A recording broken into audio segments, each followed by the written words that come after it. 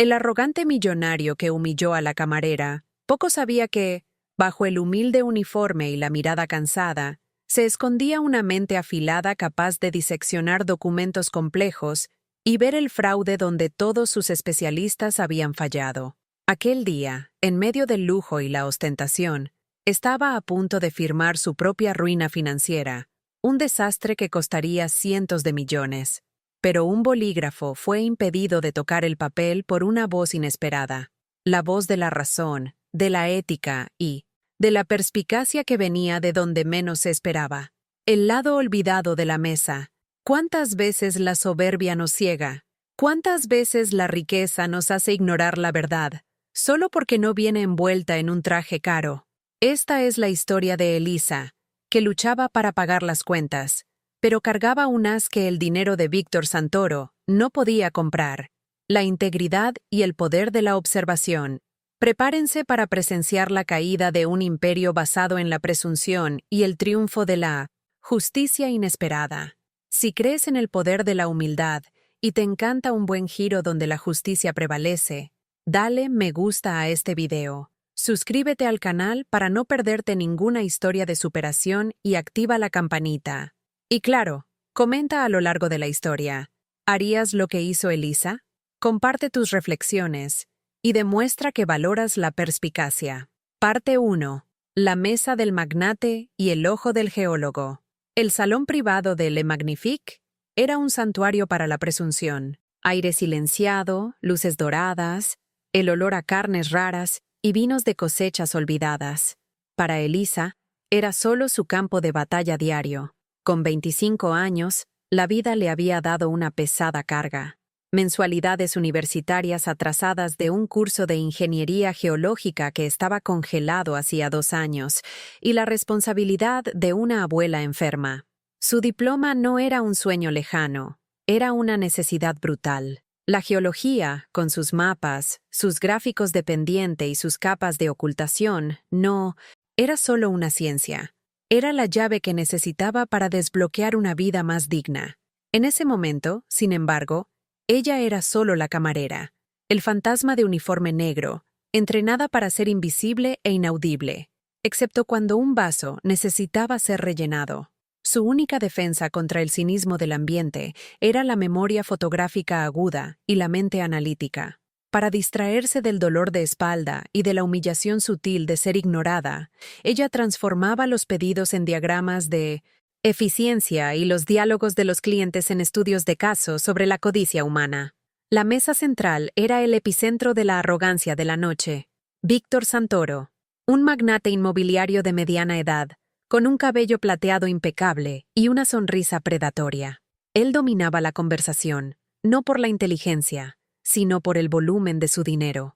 A su alrededor, sus especialistas, un abogado de traje apretado, un consultor financiero sudoroso y un supuesto ingeniero de gafas finas, asentían frenéticamente a cada coma que él profería. Santoro estaba cerrando la mayor adquisición de su carrera, la compra de una vasta área de tierras en el interior, rica en potencial para exploración minera, que triplicaría el valor de su corporación. «Aquí está el mapa final, señores», dijo Santoro, deslizando un pergamino voluminoso sobre la mesa de caoba. El mapa era una obra de arte en complejidad cartográfica, lleno de líneas de nivel, demarcaciones de concesión y pequeños símbolos que, para un lego, no significaban nada. Pero para Elisa, que estaba rellenando el vaso de agua mineral de Santoro, aquellos símbolos eran su alfabeto materno.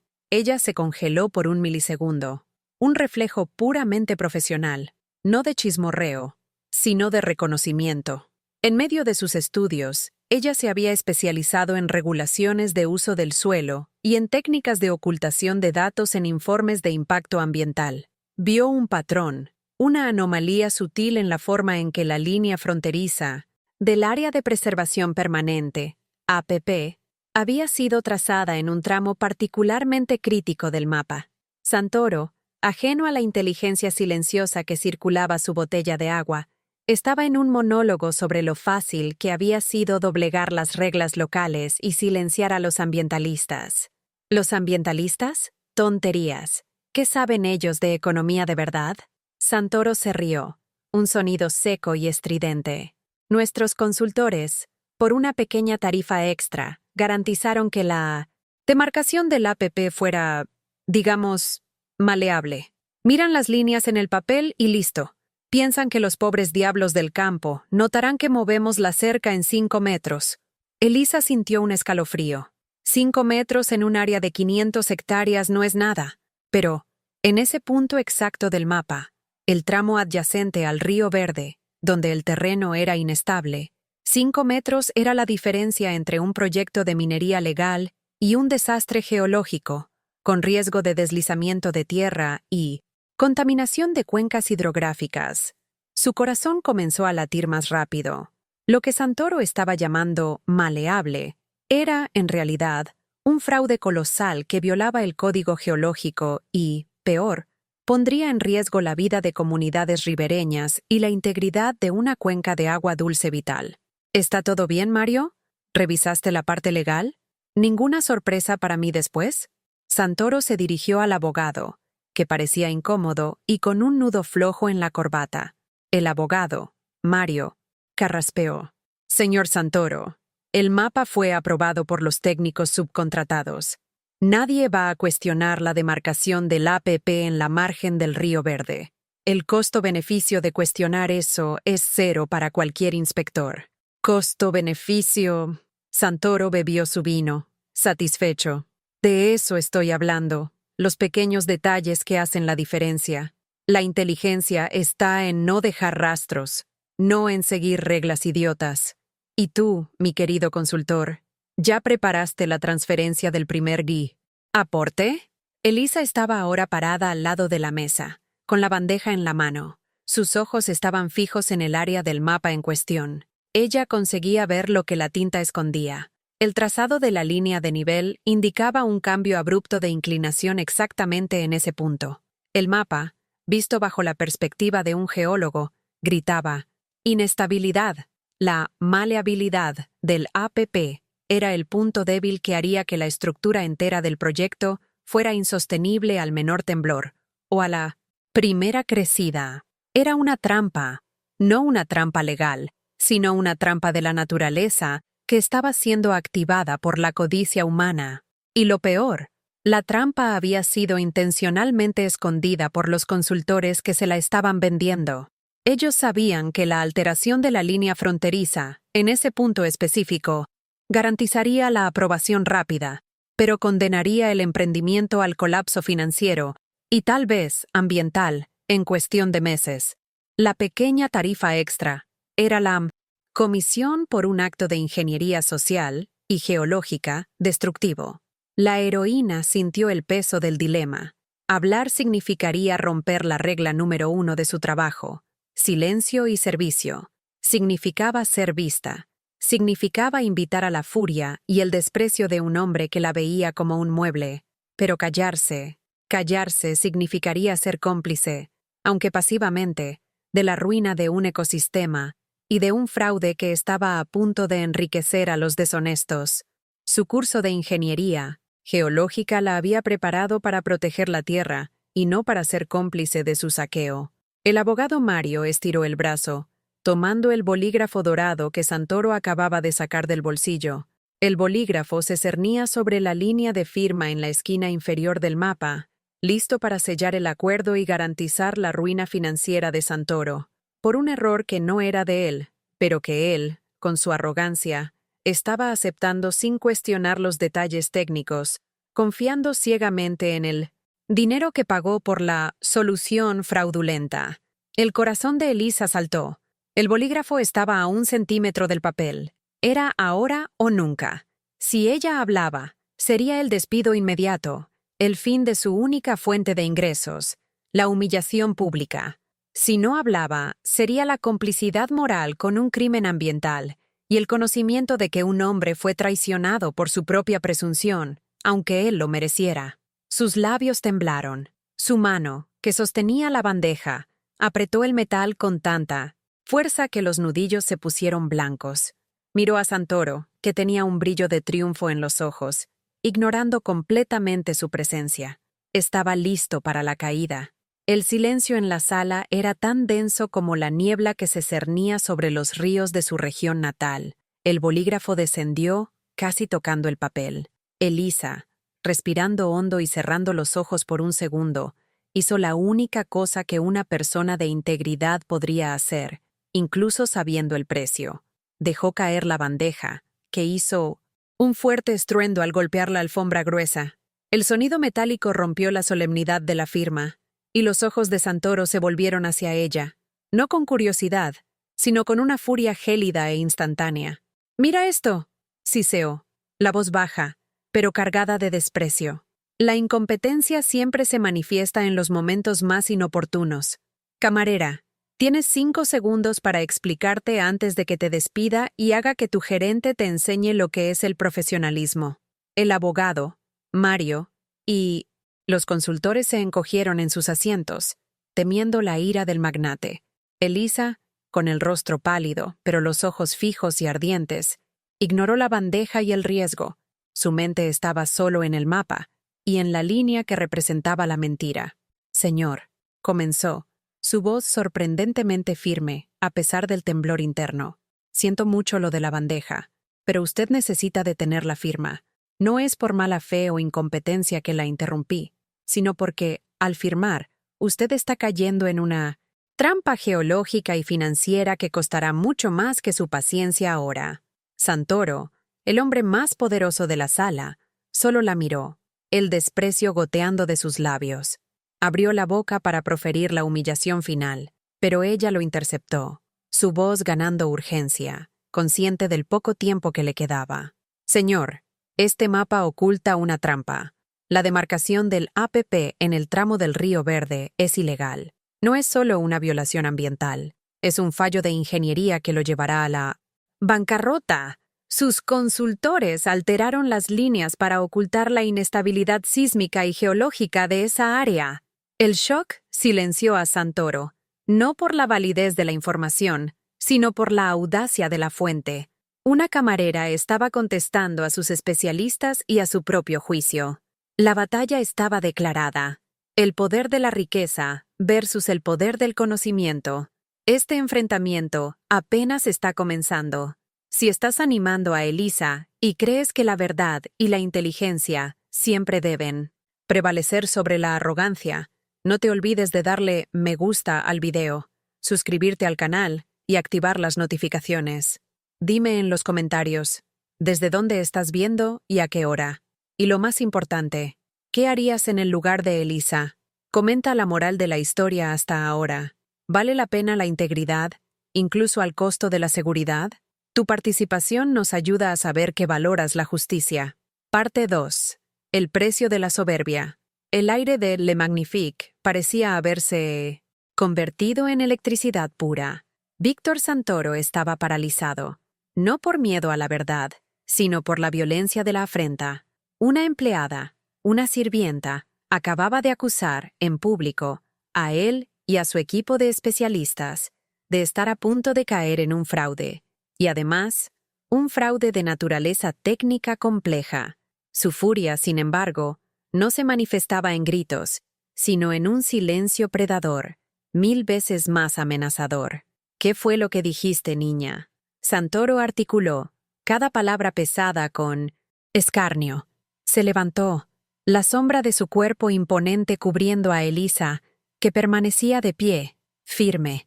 «Tú, la responsable de limpiar los restos de mis comidas y rellenar mi agua, ¿tienes la audacia de cuestionar la integridad y el estudio de años de profesionales remunerados por mí? ¿Crees que sabes más de ingeniería geológica que mi consultor, que tiene un PhD de Harvard?» El consultor, Dr. Matías, el supuesto ingeniero de gafas finas, intentó sonreír, un gesto forzado que no llegaba a los ojos. «Señor Santoro, la joven debe estar confundida. Tal vez escuchó una conversación de mesa vecina y está intentando jugarnos una broma. Camareras leen mucho en Internet. La humillación era intencional y cruel. No era solo refutar, era descalificar la fuente por su condición social». El abogado, Mario, se masajeaba las sienes, percibiendo el peligro. Había visto fraudes antes, pero el olor a desastre técnico era algo que estaba más allá de su jurisdicción y era inmensamente más peligroso. Elisa no retrocedió.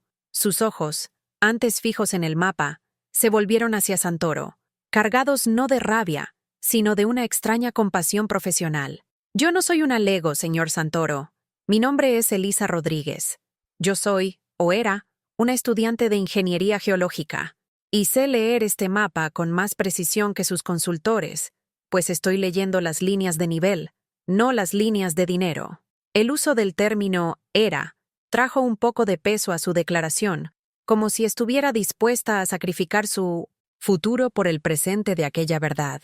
Santoro, sin embargo, solo escuchó la primera parte. Estudiante de ingeniería. Congelada, supongo, ya que está sirviendo mesas para pagar los estudios. Santoro se burló cruzando los brazos. Su táctica era clara: destruir la credibilidad por el origen. ¿Y crees que tu semestre interrumpido supera el PhD de Matías? ¿Qué exactamente con tu conocimiento superior viste que pasó desapercibido por todo mi equipo? Elisa apuntó con el dedo, no a la pergamino en sí, sino a un punto específico, una minúscula área cerca de la mancha azul que representaba el río Verde. No tocó el mapa, solo indicó con el pulgar suspendido. La trampa, señor Santoro, está en la diferencia de escala entre las líneas de nivel de cota 320 a 325 y la demarcación del APP. Sus especialistas dibujaron la línea fronteriza del área de preservación permanente a 5 metros más allá de la base del talud. Ese talud, técnicamente, es una cara de ruptura. Hizo una pausa, dramática. El silencio volvió, pero ahora era un silencio de confusión y miedo sutil, no de escarnio. El doctor Matías sudaba más intensamente. El abogado Mario intentó parecer desinteresado, pero sus ojos estaban fijos en el área indicada. Elisa continuó, su voz se volviendo la de una profesora dando una conferencia, su pasión por el tema superando el miedo a la demolición. La geología no miente. El mapa muestra que el material del suelo en esa ladera es del tipo sedimentario no consolidado. Al mover el APP 5 metros hacia adentro, ellos liberaron el acceso a un área que es crucial para la estabilidad del talud.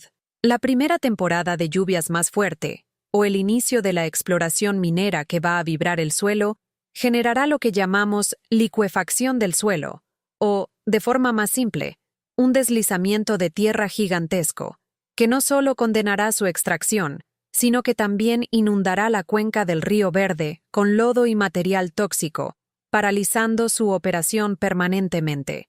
Santoro estaba a punto de explotar, pero algo en la convicción técnica de ella, en la forma en que usó términos que él sabía que eran reales, aunque no comprendiera totalmente, lo detuvo por un momento. Miró a Matías. «Matías, ¿qué está diciendo ella?» La voz de Santoro era ahora baja y peligrosa. Matías carraspeó, intentando recuperar el control.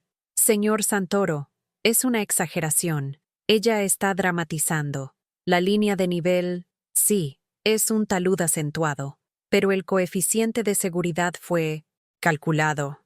Es un riesgo mínimo, aceptable». Elisa intervino antes de que Santoro pudiera aceptar la mentira.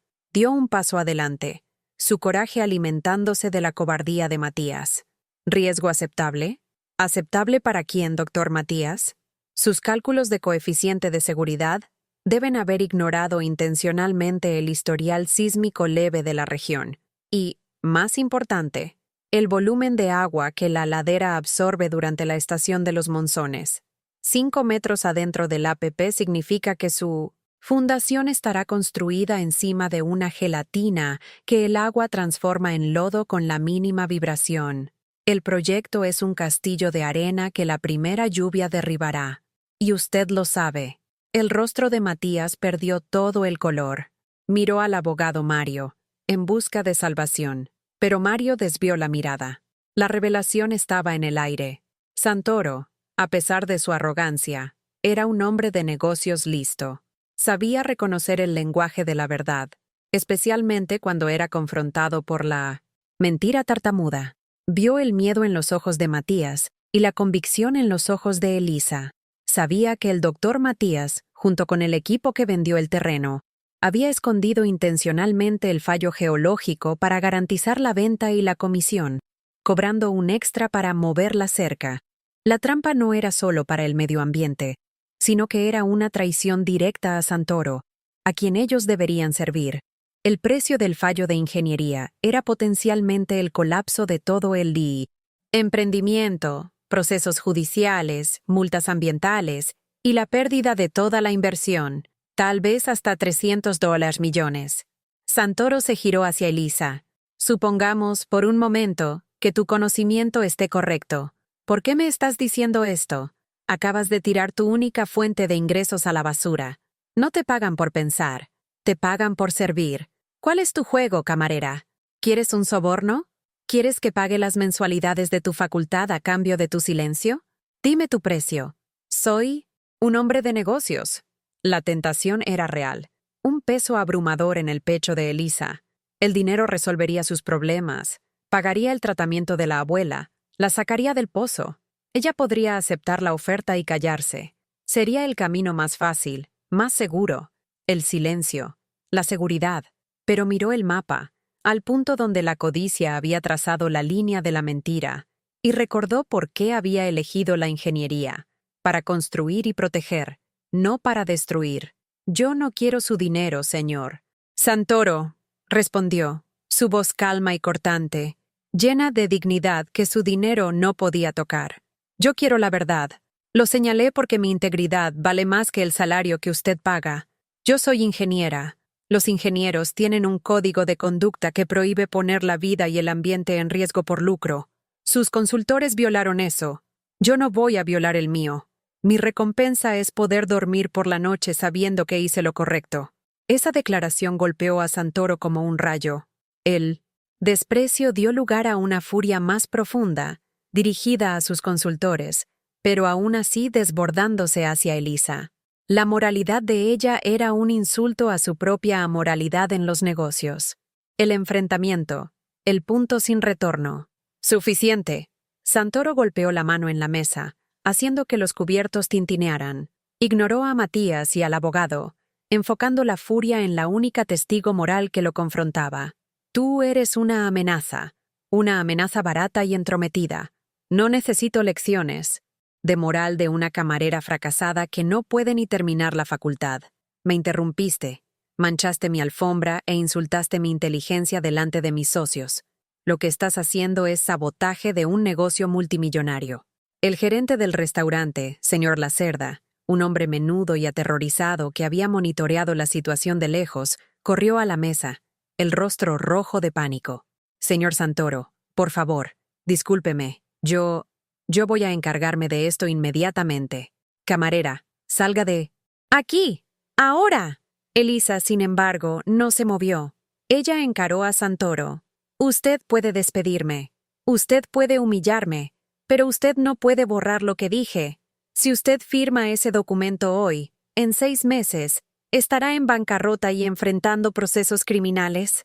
El precio de su arrogancia será mucho más caro que mi salario. ¡Basta!, Santoro gritó. Agarró el bolígrafo dorado que estaba en la mano del abogado Mario y lo apuntó a Elisa. Estás despedida, no por derribar la bandeja, sino por ser entrometida y presuntuosa. Lacerda, garantiza que esa ingeniera salga de aquí y nunca más pise este establecimiento. Y mándame la cuenta de la limpieza de la alfombra, que voy a deducir de su salario. Se giró hacia Matías. Toma el mapa, Matías. Vamos a analizar esa gelatina mañana con un equipo de verdad, pero ahora voy a mostrarle a esa insolente que mis decisiones no son revisadas por quien me sirve vino. Santoro, en un acto de desafío puro y ciego, tomó el bolígrafo y con un floreo dramático, firmó la línea de fondo del documento, sellando la adquisición. Elisa sintió una profunda decepción. Falló. Su integridad le costó el empleo, y el magnate, en su terquedad, había ignorado la advertencia y firmado su sentencia de ruina.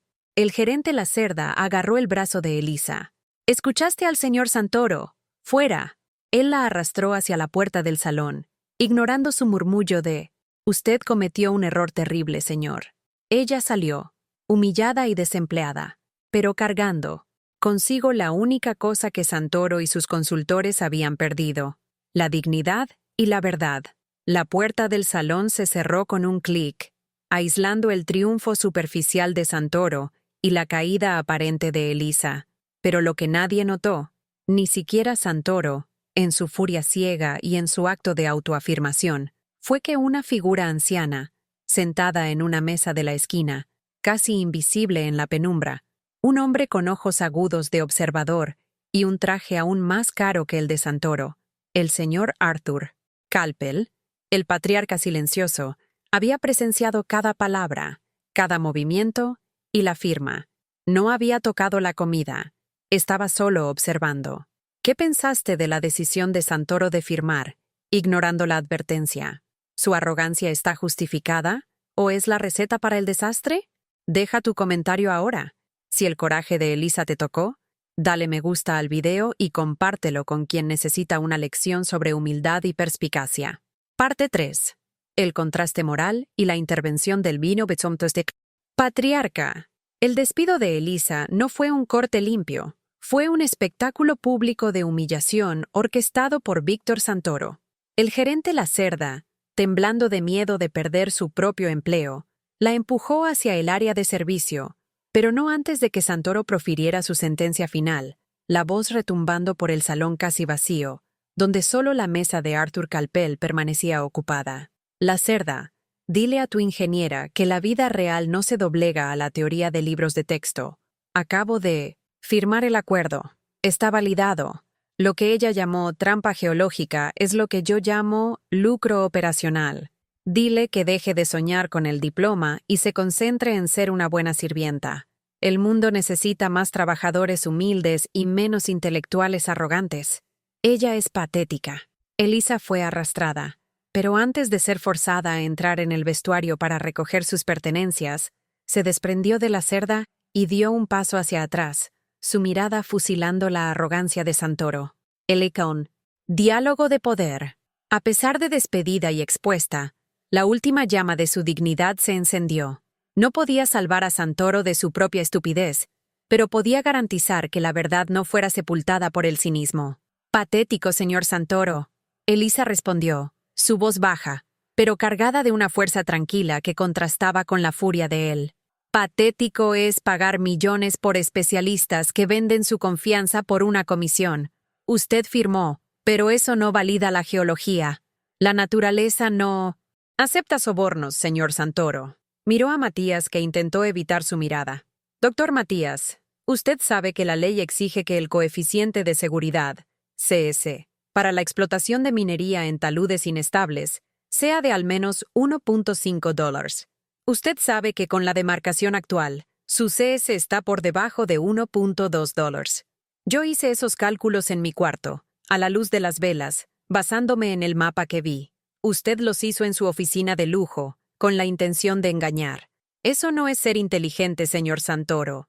Es ser tonto con dinero. La frase, tonto con dinero, golpeó a Santoro en el centro de su identidad. El hombre que se enorgullecía de ser más listo que todos. Su rostro se puso escarlata.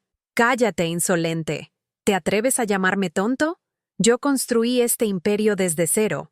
Tú lavas platos. Santoro gritó, finalmente perdiendo la compostura. Tú no eres nada. Tus cálculos no valen el pañuelo en que fueron hechos. Yo confío en mi equipo, y ellos me dijeron que la estabilidad es aceptable, y aceptable es suficiente para el lucro. Aceptable para el lucro inmediato, sí. Elisa concordó con una ironía fría. Pero la verdad no es una variable que se pueda manipular. Usted no está comprando una mina, sino un desastre ambiental y estructural. Y lo peor, cuando la licuefacción del suelo comience, el proyecto entero tendrá que ser paralizado, y no habrá póliza de seguro que cubra sus daños, pues la alteración del APP es un fraude deliberado. Usted no está perdiendo $300. ¡Millones! Usted está perdiendo su reputación, su libertad y su empresa. El abogado Mario, ahora completamente aterrorizado con la mención a fraude deliberada, se estremeció. Él sabía que, si el proceso de Matías se probaba verdadero, La responsabilidad legal de Santoro sería exponencialmente mayor por haber firmado el documento, incluso después de la advertencia. Se convirtió en cómplice de un crimen ambiental. Tú eres solo una camarera, Santoro repitió, intentando usar el único as que le quedaba, la clase social. Sea lo que sea que hayas visto o estudiado, en la jerarquía del dinero, tu opinión vale cero. ¿Y qué vale su dinero en la jerarquía de la geología? Elisa replicó, sin pestañear. Cero. Es cero contra la fuerza de la naturaleza. Y cuando el deslizamiento de tierra llegue, no seré yo quien estará bajo el lodo. Seré yo, señor Santoro, quien estará mirando en la televisión. Buena suerte con su lucro operacional. Se giró, dejando que las palabras resonaran en el lujoso salón. Su despido era inevitable, pero su dignidad estaba intacta. La humillación que Santoro pretendía imponerle se transformó en una humillación pública de él mismo, expuesto como un hombre estúpido en su soberbia. La punición inmediata y la tragedia personal. La cerda la arrastró al vestuario. Allí, la fuerza de Elisa se desmoronó en un profundo suspiro de derrota. Su coraje le había costado todo. «No sabes lo que hiciste, Elisa», la cerda susurraba, mientras ella se ponía el abrigo y recogía su vieja bolsa. «El señor Santoro va a garantizar que nunca más consigas empleo en ningún lugar. Él es poderoso. Perdiste el único sustento de tu abuela». El peso de las palabras de la cerda la golpeó de lleno. La bravuconería en el salón se desvaneció, dando lugar al miedo real de la pobreza. Las cuentas, el tratamiento, las mensualidades congeladas. Ella había cambiado la seguridad por la integridad. Y, en el mundo real, la integridad no pagaba las cuentas. «Yo sé lo que hice, la cerda», respondió, la voz embargada, pero sin arrepentimiento. «Dije la verdad. Y si eso me cuesta el empleo, que así sea. No es lo peor que puede suceder». La cerda tiró un billete de $100 encima de su bolsa. «Aquí está lo que te queda. Sal por la puerta de atrás. No quiero que Santoro te vea de nuevo». Elisa tomó el dinero, la cantidad insignificante para lo que acababa de perder. Salió del restaurante, por la puerta de servicio, al callejón frío y sucio. Las luces de la gran ciudad parecían burlarse de su condición. Ella era una heroína moral, pero una quebrada financiera.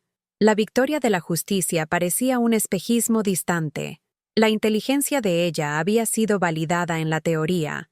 Santoro y sus consultores habían retrocedido, cuestionando el mapa, pero la punición fue inmediata. Había sido despedida. Se detuvo en el callejón, sacó de la bolsa un pequeño bloc de notas y un bolígrafo barato. Por hábito, comenzó a anotar los puntos cruciales del mapa que había memorizado. Las coordenadas exactas de la cara de ruptura, el tipo de suelo sedimentario y la violación del coeficiente de seguridad.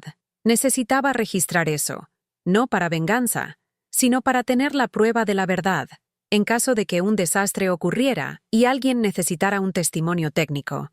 Mientras Elisa estaba en el callejón, registrando sus datos, el pánico comenzó a instalarse en la mesa de Santoro.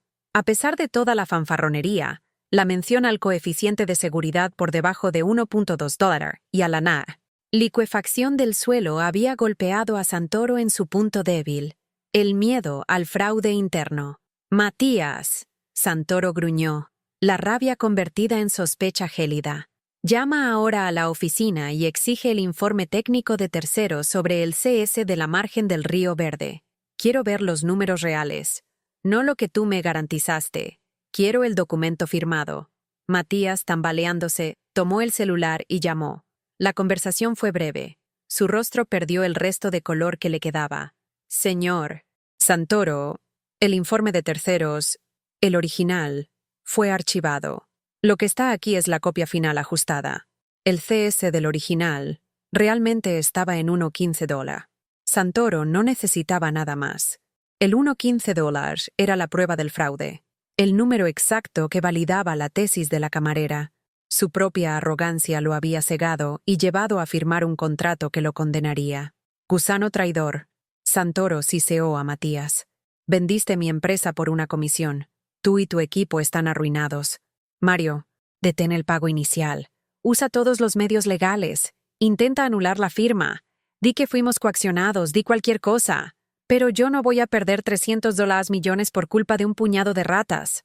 Santoro estaba en pánico. Su caída estaba en curso.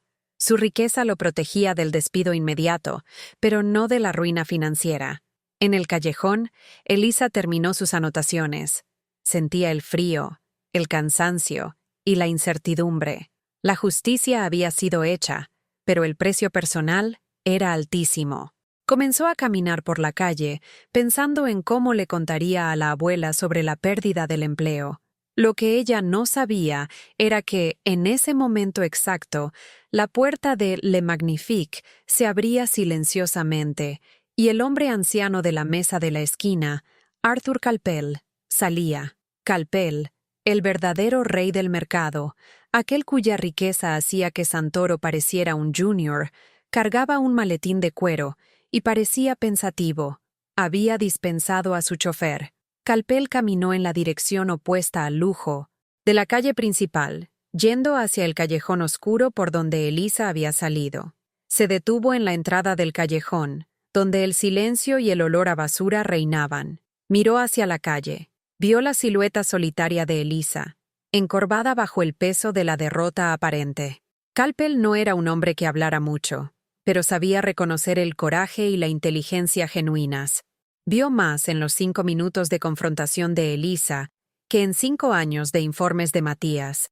El desmantelamiento intelectual que ella hizo sobre la mesa, usando datos técnicos precisos y un sentido ético inquebrantable, era lo que él buscaba en un sucesor, no en una camarera. Tocó su celular, una llamada a su asistente personal, en un tono de voz que no admitía contestación. Encuentra a la joven que salió de Le Magnifique ahora. La camarera. Su nombre es Elisa Rodríguez. Tráela a mi oficina mañana a las $10 de la mañana. Es urgente. Tengo una propuesta que cambiará su vida. La punición de Santoro estaba garantizada por su propia tontería y fraude, pero la recompensa para la integridad de Elisa estaba a punto de manifestarse, de una forma que desafiaría toda la lógica de la jerarquía social. El destino estaba a punto de intervenir, no para darle un empleo, sino para darle un imperio. Parte 4. El triunfo de la integridad. La mañana siguiente encontró a Elisa en un estado de agotamiento melancólico. Sentada en la minúscula cocina de su apartamento, tomaba un café frío, mientras miraba las cuentas apiladas. La adrenalina del enfrentamiento había desaparecido, dejando atrás solo la realidad fría y dura. La abuela, señora Sofía, tosía en la habitación de al lado, y el sonido era un recordatorio constante de la responsabilidad. «Fui una idiota», Elisa murmuró para sí misma, frotándose los ojos hinchados. «Pude haberme quedado quieta. Pude haber aceptado el soborno. ¿Qué me dio mi coraje? Nada. Solo más deudas y la rabia de uno de los hombres más poderosos de la ciudad. El las. Arrepentimiento no era por haber dicho la verdad, sino por las consecuencias para la abuela. Había actuado como una idealista, olvidando que no tenía el lujo del idealismo. Ella era una superviviente. El peso de sus acciones era abrumador, y el miedo de no conseguir el próximo empleo a tiempo la corroía. Mientras revisaba el cuaderno, releyendo sus anotaciones precisas sobre el coeficiente de seguridad, $1.15, y la licuefacción, el timbre sonó. Eran solo las $9 de la mañana. Inesperado. Podría ser la cerda, el gerente, viniendo a entregar alguna notificación formal de Santoro, tal vez una amenaza. Abrió la puerta con cautela, lista para el enfrentamiento.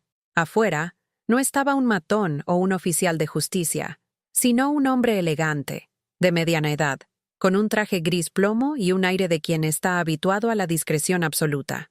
No parecía un mensajero, sino un ejecutivo de alto escalón. «Buenos días, señora Rodríguez», dijo, su voz pulcra y calma. «Mi nombre es Daniel, soy asistente. Personal del señor Arthur Calpel». Elisa frunció el ceño. El nombre era vagamente familiar, pero la élite estaba tan distante de su vida que no conseguía ubicarlo. «Lo siento mucho, señor Daniel. No conozco a ningún Arthur Calpel». «Eso es comprensible». Daniel sonrió sutilmente. «Es un hombre que prefiere la discreción. El señor Calpel es el dueño de Calpel Holdings, el mayor conglomerado de infraestructura y minería del país. Él estaba cenando anoche en Le Magnifique, en la mesa de la esquina, mientras el señor Víctor Santoro y sus consultores tenían su discusión. La sangre de Elisa se heló. Recordó la figura en la esquina, casi una estatua, que parecía no importarle nada. Ese hombre había presenciado el enfrentamiento, el desmantelamiento intelectual y su humillación. El señor Calpel me pidió que viniera personalmente a hacerle una invitación.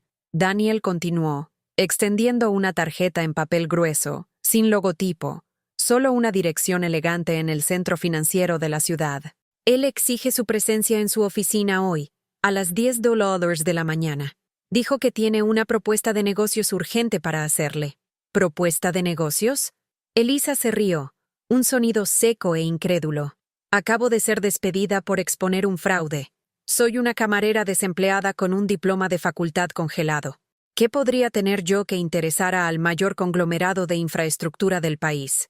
Daniel inclinó la cabeza, sus ojos mostrando una admiración genuina. El señor Calpel es un hombre de pocas palabras, señora Rodríguez, pero me dijo algo muy específico que me autoriza a decirle. Él no está interesado en su humildad o en su posición social. Está interesado solo en su integridad innegociable y, principalmente, en su memoria fotográfica y en su conocimiento técnico, que, según él, vale más que el PIB de Víctor Santoro.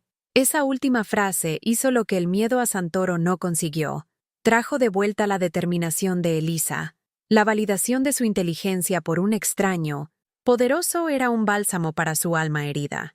Se vistió con la única ropa social que poseía, un blazer negro y un pantalón simple, y siguió a Daniel.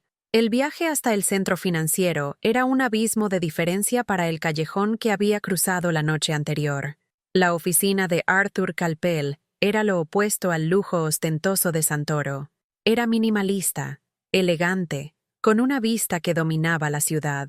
Calpel, un hombre en sus 70, de ojos azules penetrantes y una calma casi zen, estaba de pie, observando el horizonte. Se giró hacia Elisa. «Señora Rodríguez, gracias por venir. Sea directa, por favor. ¿Qué vio en el mapa anoche, antes de que Santoro firmara?» Elisa no dudó. Tomó el bloc de notas de su bolsa y, en una explicación concisa y técnica, describió el fallo geológico, la violación del coeficiente de seguridad 1.15 dólar y el riesgo inminente de licuefacción y desastre ambiental. Habló como una profesional, ignorando el uniforme de ayer y la pobreza de hoy. Calpel la escuchó en 1970. Silencio absoluto. Cuando ella terminó, él asintió lentamente. Perfecto. Sus números coinciden con lo que mi equipo técnico averiguó en un análisis de satélite rápido que hicimos esta mañana. El señor Matías y los corredores de aquel terreno son traidores y estafadores. El señor Santoro, sin embargo, es solo un tonto arrogante. El precio de la arrogancia de él es la pérdida de $300 millones. Calpel caminó hasta la mesa y tomó un sobre. La observé por 5 minutos, señora Rodríguez. 5 minutos.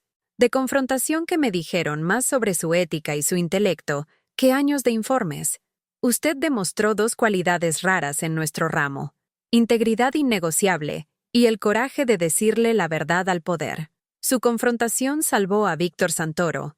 Si él es lo suficientemente listo para anular el contrato, Calpel continuó. Pero usted no hizo eso por él. Lo hizo por su código, por su curso, por la verdad. Y es por eso que le estoy haciendo esta propuesta.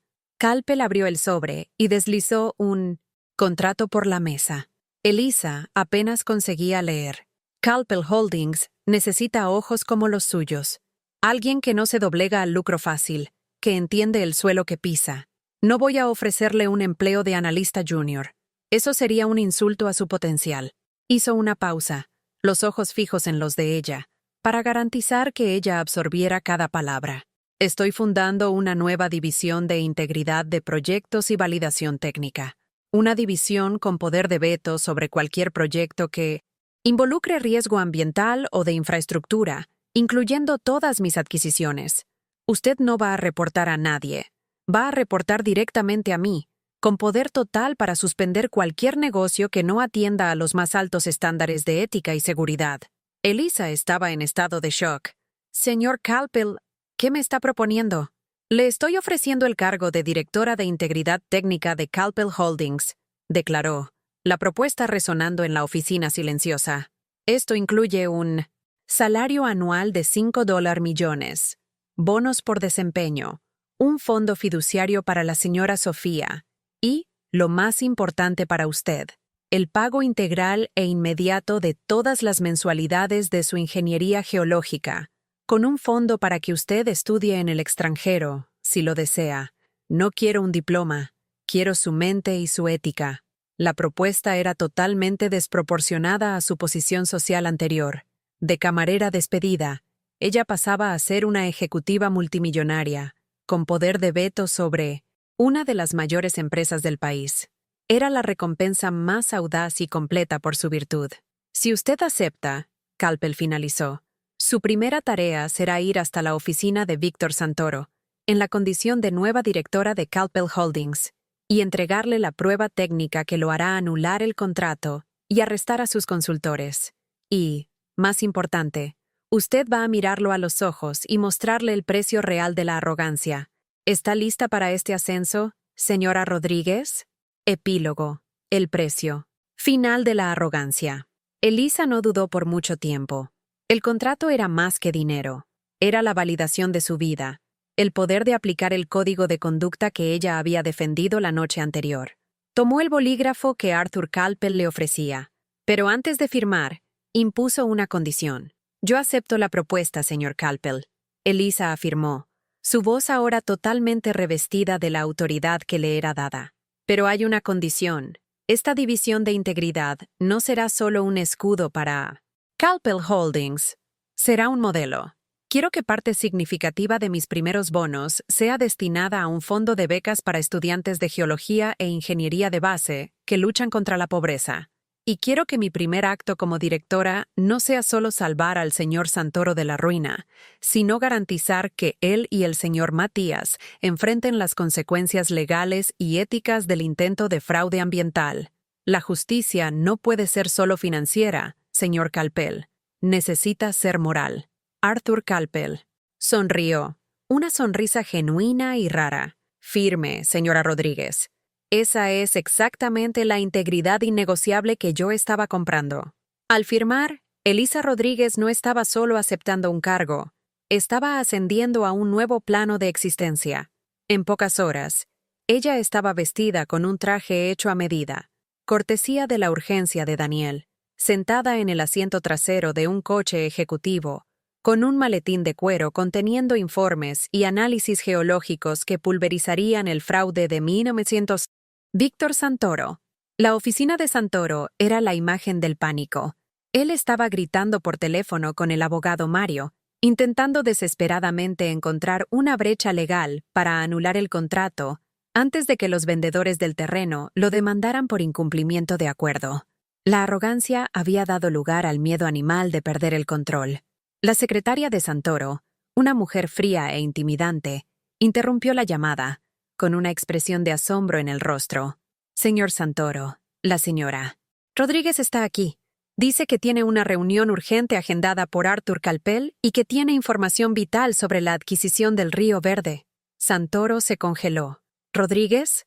Pensó en la camarera despedida. Debía ser una broma de mal gusto, una amenaza vacía. Manda a esa vagabunda fuera. Ella no tiene credenciales aquí. Está prohibida la entrada.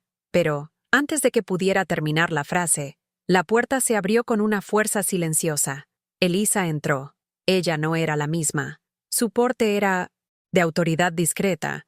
Sus ojos eran fríos y enfocados. Caminó hasta el centro de la sala, deteniéndose frente a la mesa de Santoro, ahora no como una sirvienta, sino como una jueza. Santoro miró el traje carísimo, el reloj discreto, el maletín de cuero, y finalmente la mirada de ella. Le tomó un momento de confusión abyecta antes de explotar. ¿Qué diablos es esto? ¿Quién te dejó entrar? La cerda será despedido. ¿Crees que un traje y un falso aire de importancia van a impresionarme? ¿Tú? ¿Entrometida? Elisa abrió el maletín y gentilmente deslizó 2 documentos sobre la mesa de Santoro, cubriendo, irónicamente, la copia del contrato firmado. Buenos días, señor Santoro. Mi nombre es Elisa Rodríguez. Soy la nueva directora de Integridad Técnica de Calpel Holdings, declaró, la voz sin emoción. Y yo no vine a pedir empleo o soborno. Vine a entregarle la única cosa que puede salvarlo de la prisión y de la bancarrota. La verdad que usted ignoró anoche. La mención a Calpel Holdings, el mayor rival y superior de Santoro, causó un silencio aterrador. Santoro se sentó, el aire repentinamente pesado en sus pulmones. Calpel, ¿él te contrató? Balbuceó, cayendo en cuenta lentamente. ¿Compró tu historia? No. Compró mi integridad y mi inteligencia, señor Santoro. Dos cosas que resultaron ser demasiado caras para su presupuesto y demasiado raras en su equipo. Elisa señaló los documentos. El primero es una notificación formal.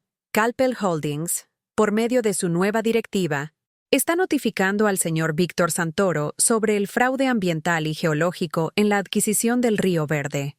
Aquí está el análisis de riesgo, que confirma que el coeficiente de seguridad es $1.15 y que el riesgo de licuefacción es de 85% en 5 años. Mi información no era presunción, era ciencia. Usted firmó su sentencia de ruina. El rostro de Santoro estaba blanco.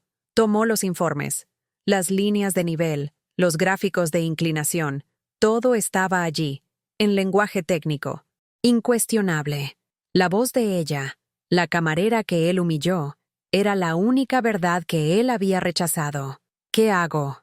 Santoro preguntó, la arrogancia desaparecida, sustituida por una desesperación patética. Estoy arruinado. Dios mío, Matías me traicionó.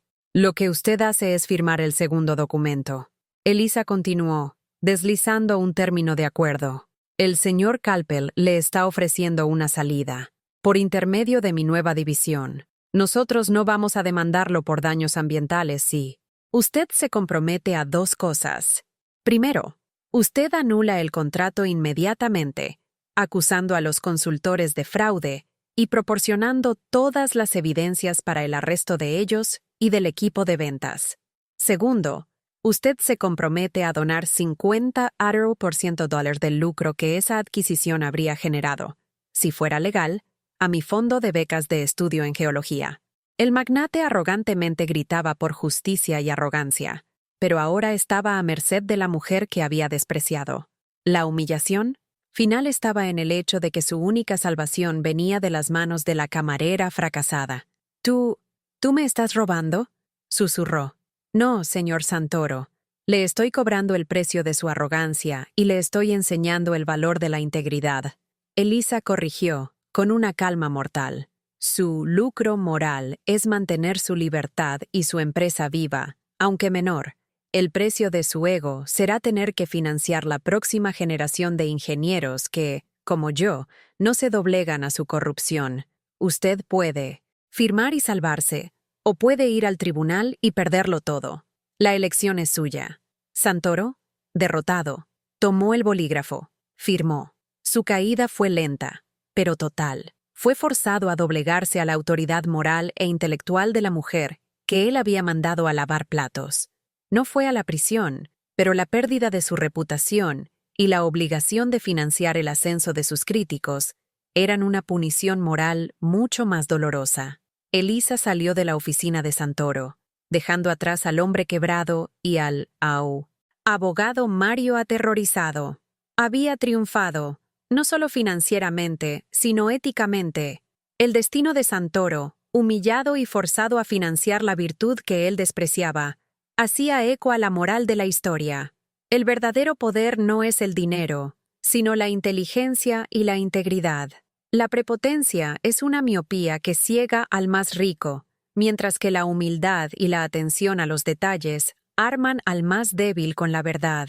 Elisa probó que la sabiduría y la ética, cuando son confrontadas con la arrogancia ciega, siempre prevalecen. Ella ascendió de un lugar de servicio silencioso a una posición de poder, convirtiéndose en la guardiana de la honestidad en el mercado. Su historia no es solo sobre un giro o venganza moral, es un recordatorio instigante para todos nosotros. Nunca subestimes a quien está sirviendo tu mesa. El próximo genio o el próximo guardián de tu moralidad puede estar usando un uniforme humilde, esperando el momento justo para revelar la verdad que tú, en tu soberbia, ignoras. La justicia no se viste de lujo, se viste de dignidad y conocimiento.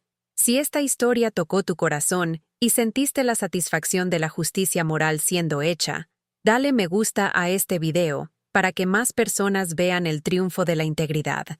Suscríbete al canal y activa la campana para no perderte ninguna de nuestras narrativas emocionantes de superación y lecciones de vida. Comenta abajo, ¿cuál es la mayor lección que te llevas del ascenso de Elisa y de la caída de Víctor? ¿Santoro? Tu opinión y tu compartir nos ayudan mucho a continuar trayendo nuevas y poderosas historias de moralidad y justicia social.